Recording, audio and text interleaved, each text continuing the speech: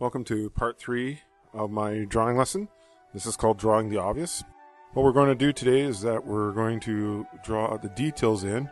We drew in the outline in the last video, and now I'm going to kind of draw sort of obvious details that I can see that belong in this outline. I'm going to start with the hair shape here. I can see clearly where the hair and the face meet, so I'm going to draw that first. Okay, oh, wait a second. That's not the right square. Let's start down in the right grid. This is why we use a grid, so we can check our accuracy and make sure that we're placing things in the right square. Okay, so I've drawn that shape where I can see kind of clearly the face and the hair meet. I'll move that up just for a second. And where the face or the hair and the dress meet, I'm going to draw that line, and I can kind of join those up. Now there's a nose there, but I'm just going to draw sort of the jawline, ignoring the nose right now. And once I got the jawline in, then I'll draw that sort of nose shape in. Now here's the thing about noses. The only real line that you ever see is at the bottom of the nose. There's no line at the side of the nose, and as tempting as it is to draw that line in, you just shouldn't. There's really no line there.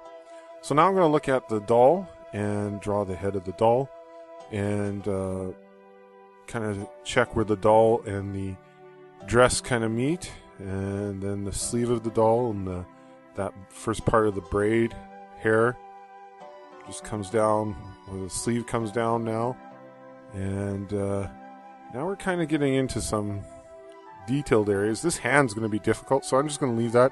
I'm going to move that over to draw the top of the hair here, erase that little mistake that I made, check my square, and draw the top of the hair where the hair and the face meet, and come down. There's where the ear is going to be, sort of the side of her hair and the ear. And now that jawline. I'll move this up again. And I'm just going to draw that jawline all the way across there. Using both, once again, just a reminder about that positive and negative space idea. I'll also draw sort of where the neck and the dress meet. I always keep a vinyl eraser with me just to clear up any of my mistakes. And now we'll take a look at that hand, palm of the hand. Sort of the fingers going into the hair, where the hair meets those fingers. And we'll just kind of put in that really obvious where the line meets the hairline. The obvious line of the dress, there's that ribbon in the sleeve of the dress. I'm going to draw that in. It's easily seen, so I can easily draw that in. Extend that up.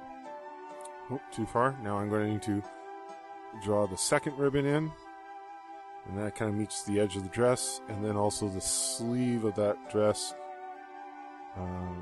where it kind of goes to the elbow. I can see kind of where that ribbon ties into the dress. And now I'll come back down to the doll hair. I can draw some of that braid, and you know what?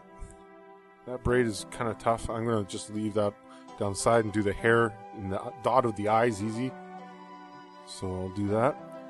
And now here's the real nice part, the features of the eyes. They're really clear and dark, and so I can see their shapes fairly easy.